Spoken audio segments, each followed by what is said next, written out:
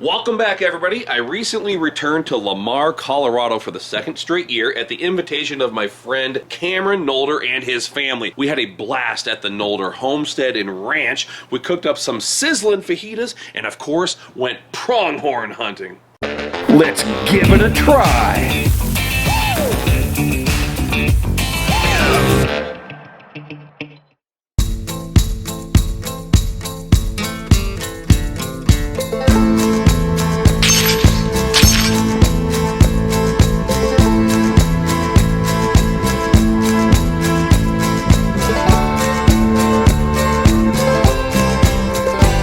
So Cameron's in the process of trying to redo this, man. Put a new roof on here, shore it up, the foundation on the outside, trying to stabilize it a little bit, and they're patching up cracks in the walls here. 24-foot ridge beams. We're gonna have one solid ridge beam. I ordered some pressure-treated 2x10s for a seal plate. Tomatoes from our garden, and all the peppers are.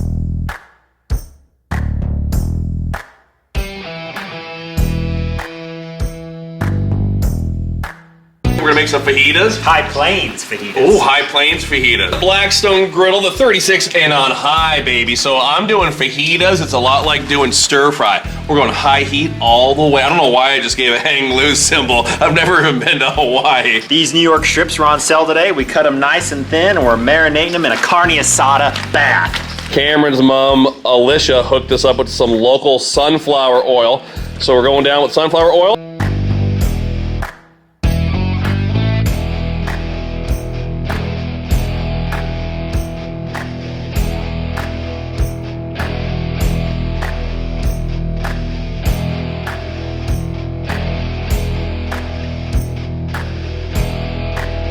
Down with a little more sunflower oil. Gonna drop some fresh garlic in there. Oh yeah, let's get the veggies. Red, we've got orange, we got traditional green bell pepper, and there's some onion as well. A little more oil in there, and oh yeah, go ahead and stir it up.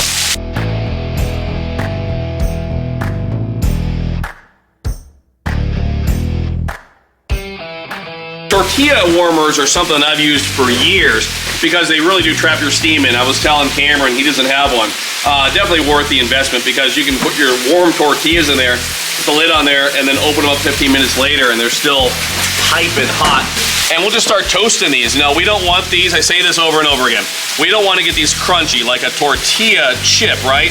We just want them to get a little bit of color and want them to be warm and pliable. So we're just gonna put these down and we're just gonna start flipping them once they start bubbling up. Already got a little bit of color on there. I mean, that's all we want. You just want light toasting on these. You know, it depends on how hot your griddle is, right?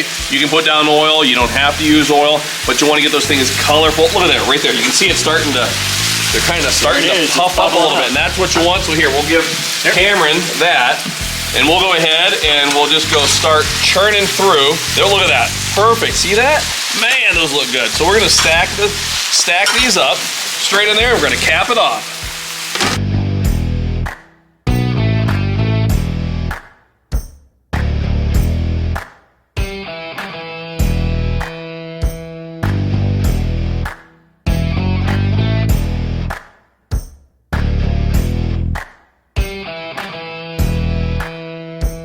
Cameron just had a really good question. He said, you know, when do we know when to turn a burner off? This is what I love about having 4 burners, right? Because we're conducting a ton of heat. So let's say that if Cameron decided, hey, these are done, like I don't want them to cook anymore, but I like the way they look, but I don't want them to get cold, then all he has to do is come down here and just turn a burner off. That's it. Just turn a burner, maybe turn 2 off. That way, it's one plate of steel. It's still gonna be super hot, but it's not getting direct heat anymore.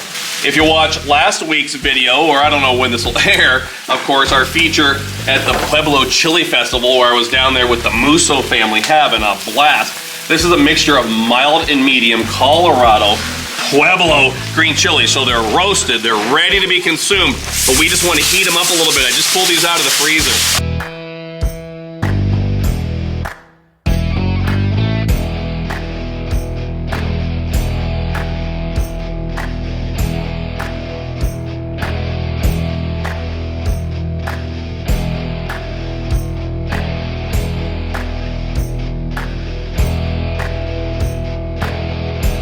Look at how pleasing that is to the eye, right? You see the orange, the red, the green, it's just, man, it's so colorful. And that's what the biggest selling point with fajita is, right? Just all the color.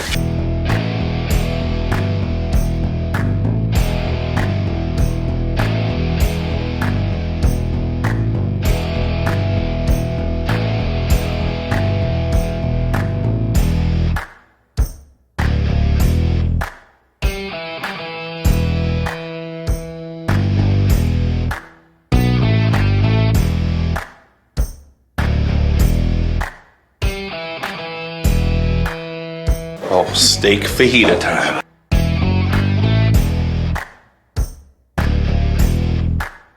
Cameron was getting ready to make like his fifth fajita, and then he said, I need some sopapilla cheesecake.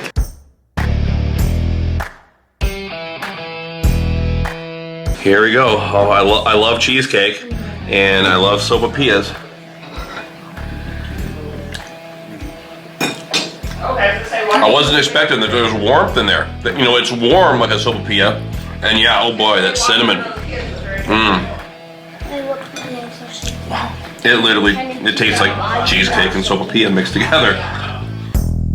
Sun coming up over the high plains of Colorado. Pronghorn, antelope, ghost of the prairie, speed goat, high plains Houdini.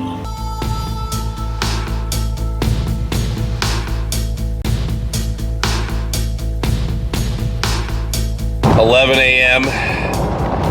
Sure, there's a little bit of depression because we've only seen one and it was too small to shoot. We're not giving up because we know how quickly things can change, so.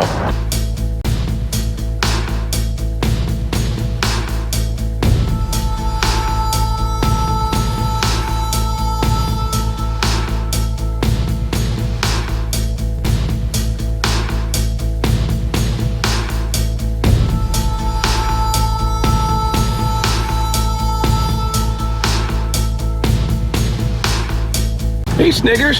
Hey. We're hoping that Snickers could be our good luck charm here. It happened so quick, and he was laying down. I was shaking a lot, man. But check it out. This is my first ever pronghorn buck.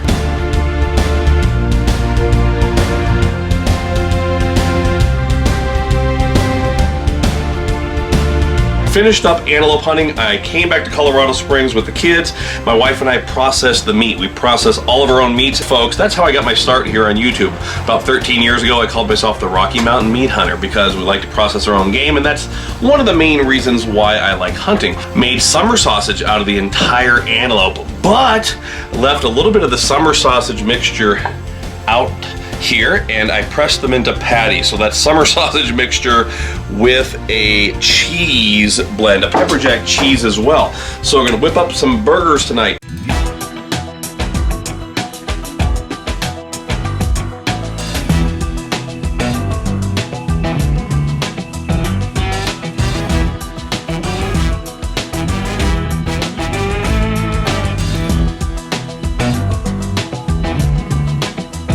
I had time to make my European mount for my antelope in between trips here. So check it out, folks. It's the first ever buck pronghorn. We call them antelope, but a pronghorn that I ever got. It's around a 14 and a half inch or so. You can see it's got one broke little point off there.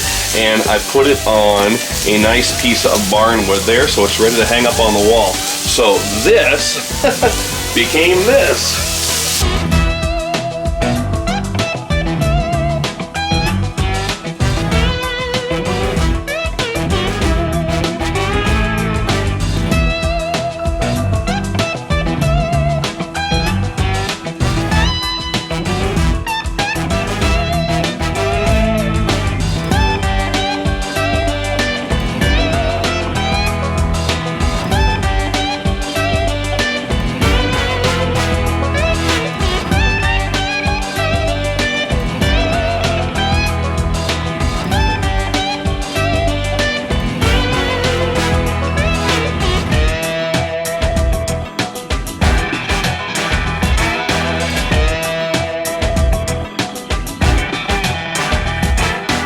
Let's give it a try.